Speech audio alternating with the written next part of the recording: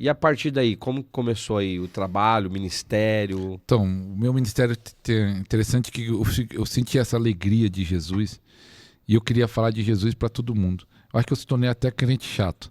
Quem eu encontrava, eu falava de Jesus, não tinha como. É Jesus. Falava 5 minutos alguma coisa, tinha que entrar. Conversa, a gente tem que falar. Tem que falar de Jesus. Aí, ver aquele crente chato. Aquele crente chato. Eu lembro uma vez, até um amigo meu, eu tava vindo assim, ele me viu, mas fingiu que não me viu, atravessou a rua. E eu falei assim, eu atravessei também. Falei, não tem saída. Esconder dele. Não tem. Pegava folheto lá na Condes, que tem Condes Sazeda. Comprava voluntariamente, não que o pastor falava, vamos evangelizar. E saía para evangelizar, para falar de Jesus para outras pessoas. Então, meu ministério, eu creio que começou ali, porque eu queria falar de Jesus. Então, começou mais um ministério evangelístico, né, de resgate. E o que ajudou eu no meu ministério, porque a igreja que eu me converti, o meu pastor era muito usado na libertação. Caía 5, 6 pessoas possessas por culto. Eita. E a igreja começou a crescer de uma forma muito rápida. E aí ele falou assim, vou pegar esses 9 convertidos, que era eu e outros, que hoje são pastores e presbíteros, essa turma, e ungir para ser diácono. Eles precisam me ajudar. Ele foi até criticado na época, porque ele falou assim, você vai ungir os 9 convertidos? São 9 convertidos. Ele falou assim, mas é o que eu tenho, eu preciso de ajuda. Porque caía 5, 6 pessoas endemoniadas e chegando mais pessoas, e ele sem ninguém, não tinha um obreiro maduro. Então ele pegou, eu já fui ungido diácono, mesmo sendo novo convertido, e outros. E nós começamos a ajudar na libertação. E ali que foi começar o meu ministério, por quê?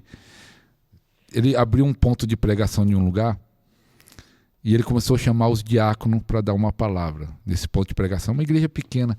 Acho que a igreja talvez quase isso aqui, ou um pouquinho maior. Eita. Era pequenininha, igual essa sala de podcast.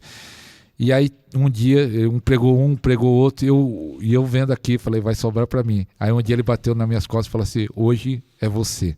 Aí Eita. Tremeu a perna. Aí paralisou tudo. Falei assim, eu vou correr até em casa.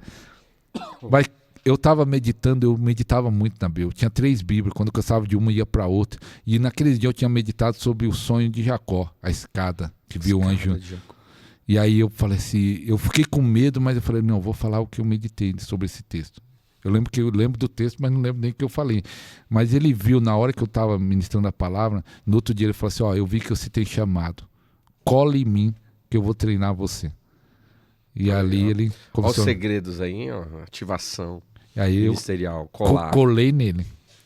Nele. Aí ele começou a me preparar. Até porque também, a gente fala muito isso, o senhor também sabe, para você receber uma unção ministerial que aquela pessoa carrega, é andando junto, né? É impartição. Isso é muito genuíno.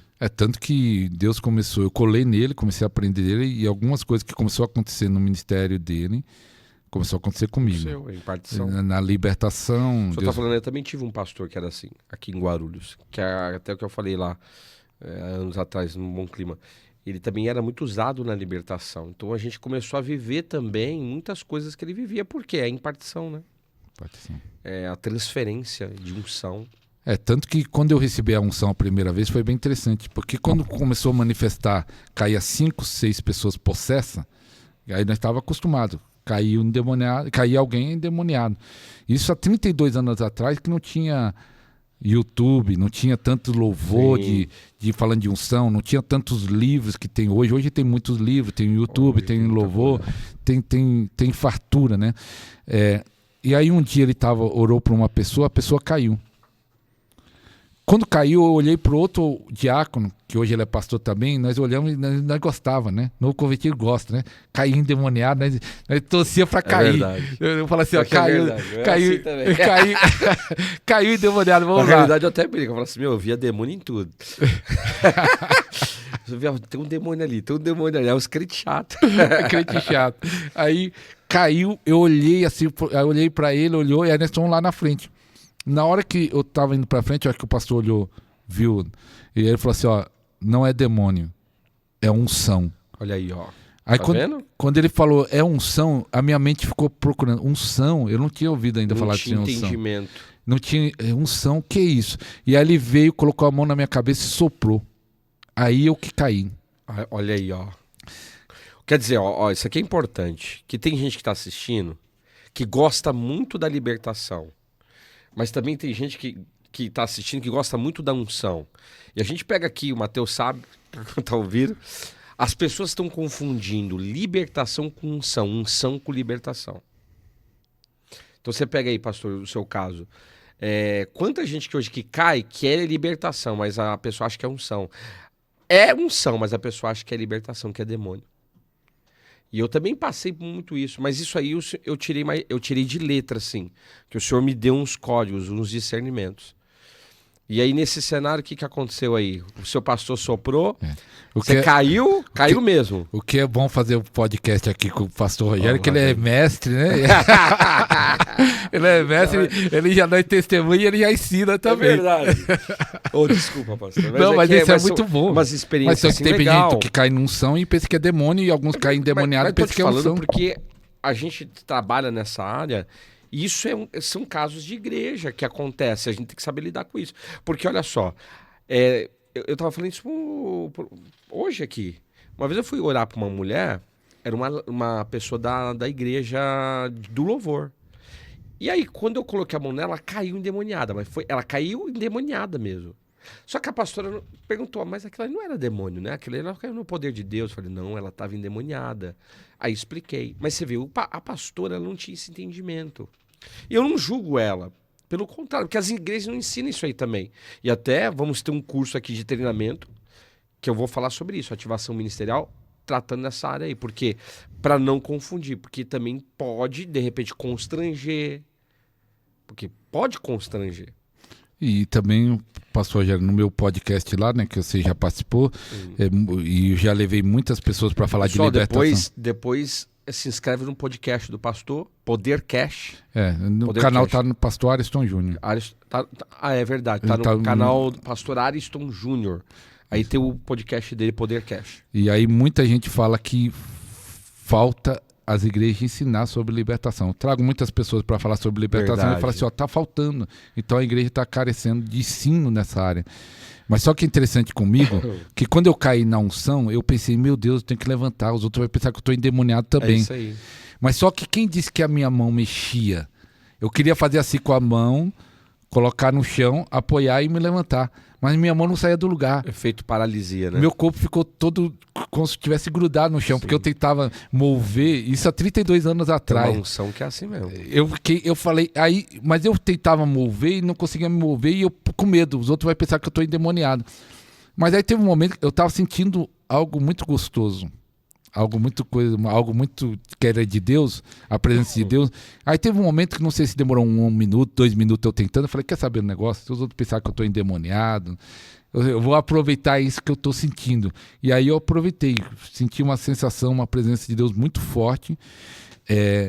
E acho que 10 ou 15 minutos, ou 20, eu não lembro quanto tempo eu fiquei, mas eu fiquei um bom tempo no chão. Eu me levantei sentindo a unção de Deus, a presença de Deus, o poder de Deus.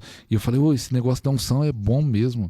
Eu vou buscar mais isso daí. E aquela experiência me deu mais fome e mais sede para buscar a unção de Deus. Mas sabe o que eu acho legal, pastor? É que o seu pastor, a sua liderança, ela teve esse crivo, né? Ela teve essa percepção.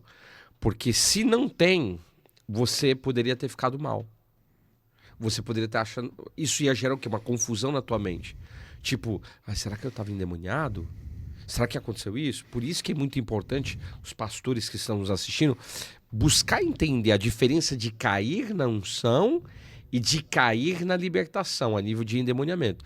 Porque se não tiver esse discernimento, a pessoa pode entrar num conflito interno e o inimigo agir nisso daí. Com certeza. Entende? Quer dizer, o seu pastor nessa hora, ele foi ali direcionado, porque você falou que ele, né, disse, não, isso aqui é unção. Então isso foi fundamental.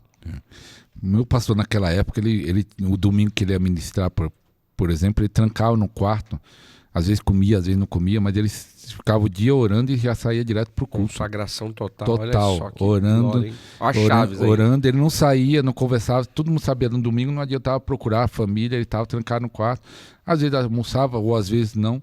Mas mesmo assim, mesmo quando almoçava, era lá no quarto, pegava o almoço e ia pro quarto o dia todo orando, orava muito. Então, ele tinha um discernimento muito profundo, né? Ele é usado na revelação também? Não, Deus às vezes usava ele na profecia, mas o mais forte era a libertação. Libertação, e depois começou a manifestar a unção, né? Unção, entendi. Unção. Mas a profecia tinha umas profecias muito fortes que Deus usava. E aí o meu crescimento foi acelerado porque com 2 anos e pouco, 1º de setembro de 1996, eu fui ungido pastor.